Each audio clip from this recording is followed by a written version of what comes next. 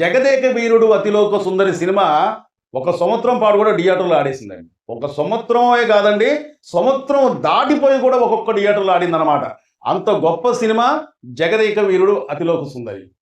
అయితే ఈ సినిమా గురించి విశేషాలు అనేది చాలా ఉన్నాయండి. మెగాస్టార్ చిరంజీవి గారికి ఈ కథ చెప్పిన తర్వాత చిరంజీవి గారు అంటే అంతకుముందు ఇలాంటి సినిమాలలో చిరంజీవి ఎప్పుడు చేయలేదన్నమాట. ఎప్పుడైతే జగదేక వీరుడు అతిలోక సుందరి సినిమా ఆ కథ అనేది ఆయన ఎన్నడో ఖచ్చితంగా ఈ సినిమా చేస్తే నేనే చేయాలి, దర్శకేంద్రుడు రాఘవేంద్రరావే ఉండాలన్న ఉద్దేశంతో చిరంజీవి గారు ఈ కథలో కొన్ని చేర్పులు మార్పులు చేశారండి. అంటే చిరంజీవి గారు, రాఘవేంద్రరావు గారు, అశ్విని దత్ గారు ఈ కథ రచయిత వీళ్ళందరూ కూడా కూర్చొని ఈ కథని కాస్తంత చేర్పులు మార్పులు చేశారండి. అంటే చిరంజీవి గారు కొన్ని మూలికల కోసం మానస సరోవరానికి వెళ్తారు. అది అందరికీ గుర్తే ఉంది కదా.